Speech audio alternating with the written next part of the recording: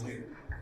So we'll cover that. First, we have a disclaimer. We'll give you the best information to have a disclaimer. We'll guarantee any future. We're resilient. We operate in the iron quad. That mining area is very extensively mined for iron ore. And there's still several gold mines in the area, including but all the infrastructure for ore mines. Great place. If you look into the culture, the base around the town called Jaguar Mining CEO.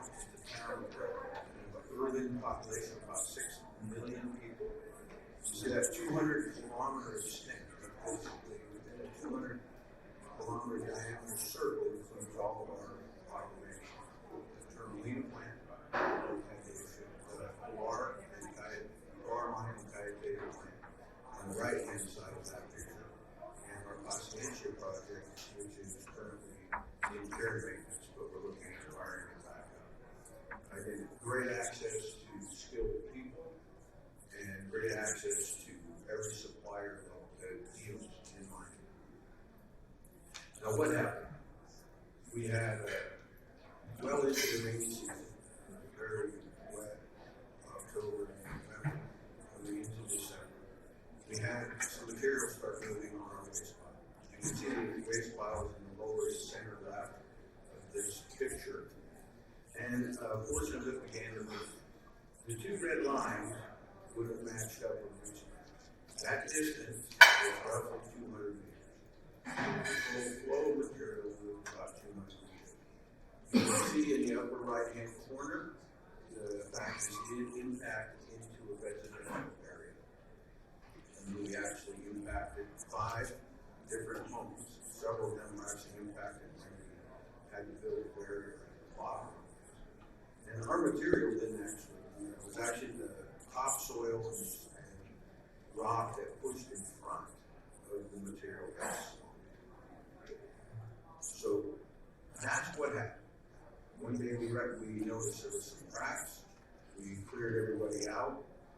The material started to move over the course of about 8 hours, and progressively moved. This wasn't a flood or anything like that. It was a fairly step process, always kind of being monitored.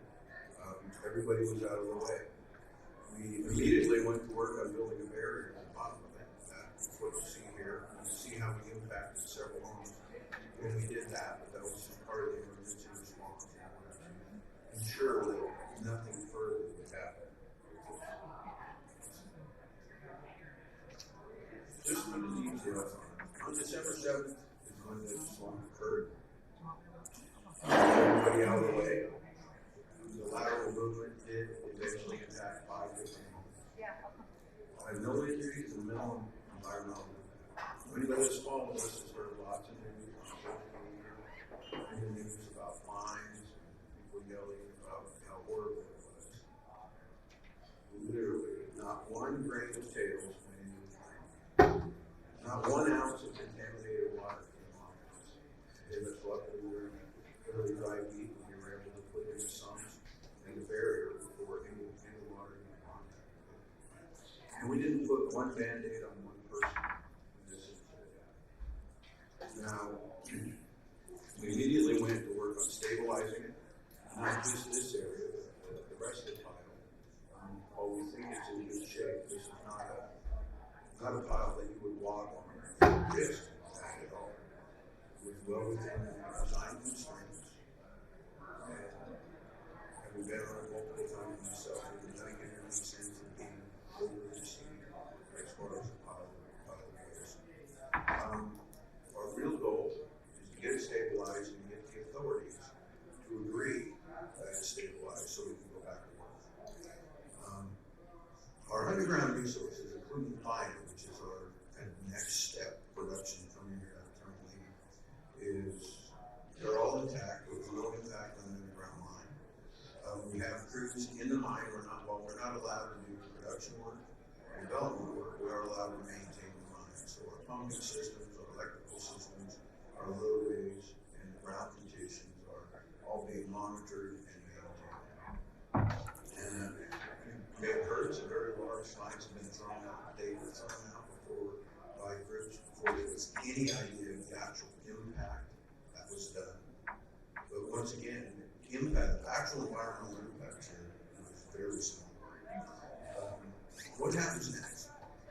Well, we're going to complete our engineering studies that will be audited by third parties, and we'll ensure the stability of the stack there. It should allow us to go back to work. Well, we have to conclude negotiations with the Public Defender's Office. This is for all the people who are relocated. We have a series of neighbors right there. Most of them are at zero risk.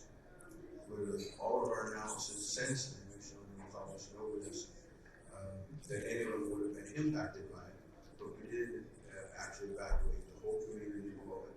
About a little over 100 families were impacted. We provided housing immediately. We provided actually ongoing payments for them, and we provided a significant upfront payment to help deal with any of the inconveniences.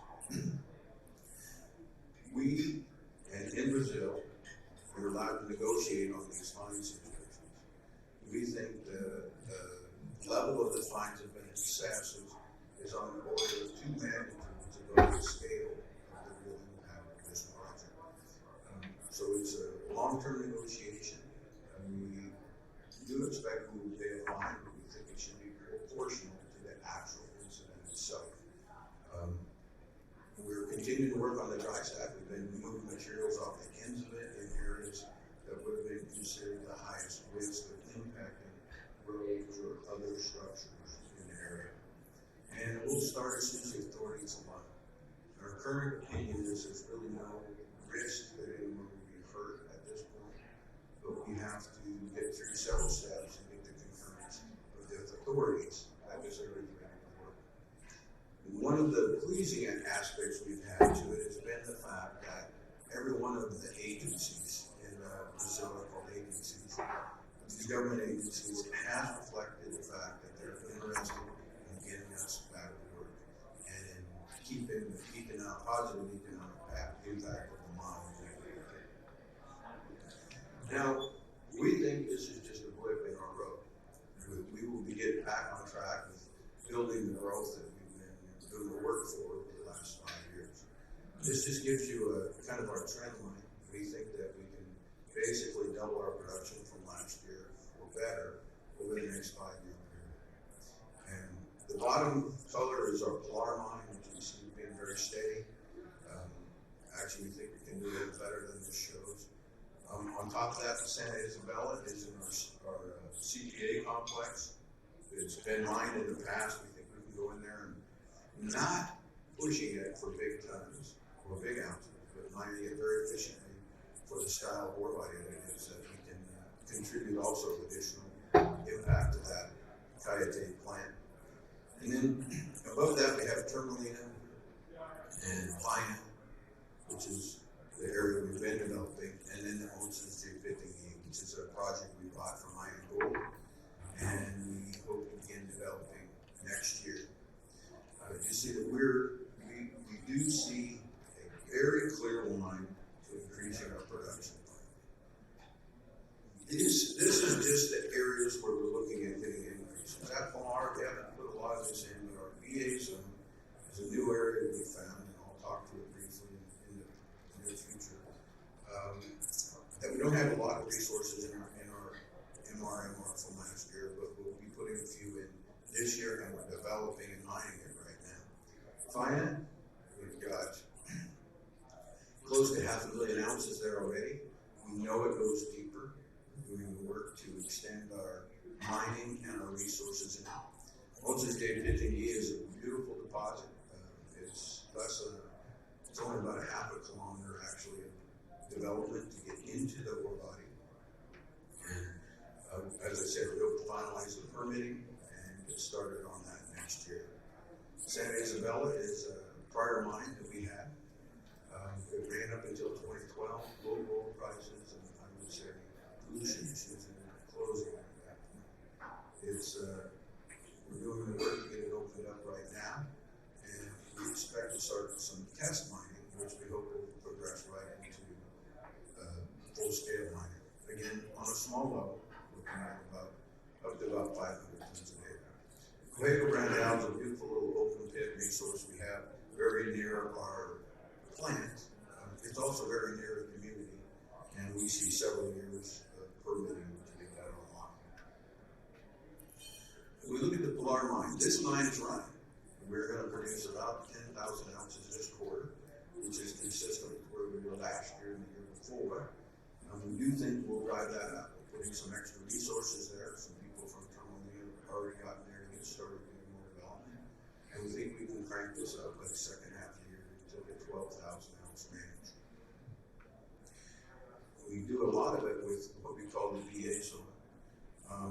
This is just to give you the grades we've experienced on our latest sill we've cut out. And they are fairly reflective of the same grades we saw 20 meters below on the other sill that we had cut out. We've got good grades here. And as we get deeper grade, not deeper, grade is king. And this is an area that looks like we can mine at a third to half again the grades of what we began mining. So it gives us some upside within the mine itself. At the Tourmaline mine restart, we will be focused on finding. We do not expect to go back in there at 100%. My experience with reopening mines is 3 to 6 months to get them back on track. So depending on when we can get started, we see probably starting off at probably less than 1,000 ounces when we first go in a month. With that progressing over the next year or so to about 3,000 ounces plus. The Plana zone, which is where that focus is going to be, is the area we're developing. These colored stripes, you see a green, blue, and a couple of yellows. These are areas that we've already accessed and we've started defining the ore. This is the upper part of the ore body. You see we have 4 different areas so far we've done, with the highest elevation being 475. Those numbers, 475, 440, and 455, are elevations above sea level. That's how we're naming our levels. You see the purple cross kind of in the left center. If we look on our next slide, that purple cross is again there. This is the lower part of our finding. We have 2 accesses there. They are connected by the ramp. Here we access 3 different portions of the ore body. And you can see we're down to about the 380. So we're about 100 vertical meters opened up right now. To get to 3,000 ounces a month of production, we need about 15 of these colored sills. That's my expectation. Once we hit about that number of sills, we have enough working places to consistently be producing the tons that can bring those kind of ounces up front. That means about another 80 vertical meters of development, which would open up 5 more vertical expanses with potential for 2 to 3 accesses in each of those vertical sublevels. So we're in good shape here. We think that we're still a year out from getting a full rate, but ore bodies are looking good, and we've been getting pretty good grades. Well, the grades we expected, which is plus 5 grams. The Ocean State 15E project, again, we picked this up for high and gold. It's about 900,000 ounces of resource, a large part of it measured and indicated. A lot of room for it to grow. We're currently targeting 30 to 35,000 ounces a year of production out of it. And the ore will be hauled to the Tourmaline plant, so we don't have a large capital outlay to get this thing going. This is just a plain view of the ore bodies there. In yellow, on the right, you see just the M&I and the mining plan. So that's our measured and indicated and the mining plan for those tons. On the left, you see the addition in red of the inferred resources. You see basically it's just got less drilling in it because it extended farther out, or there's a portion of it that's actually below the yellow part that's indicated for mine. I think it's a great opportunity and can be a nice, consistent producer for right now 20 years with lots of potential to extend or to grow. Santa Isabella is the mine. Isabella is the mine that we have in our CPA complex. It's a mine with which has been mined it struggled, it made some money, but then it started struggling. Mostly, I believe, because they had a mill that was half empty, and they just started shoving material to it rather than ore. We're going to be very careful what we mine. The ore will be, for the immediate plan, will be hauled to the Kayate plant and processed there. And the Diego Brent Out project, again, this is in permitting, but it's right next to a town. It takes a few extra years to get through these kind of things. You can see it's basically on the surface from that cross section there. It's got good grades. And from the left picture, you can see in the lower left corner of that picture, you actually see the contours from a prior open pit mine we mined prior to 2010. So we have a road that goes back to the plant. The plant's only about 8 kilometers by that road from this project. It's a sweet little project, fairly low stripping ratio, simply a permitting process right now. We ended last year with two things. One, a real challenge at Tourmaline. Certainly a big political football. People start throwing out fines when they have no idea what the actual impact is. I would call that management by press release. However, everybody has been working with us and will continue. We started with plenty of money that will probably go down this year.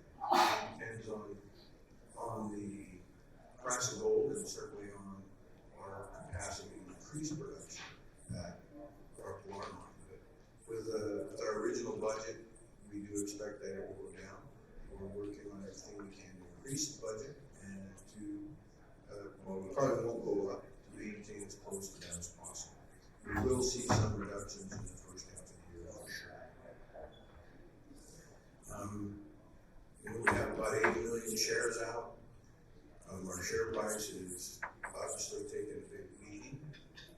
We think that we have real potential for a comeback here as we move forward.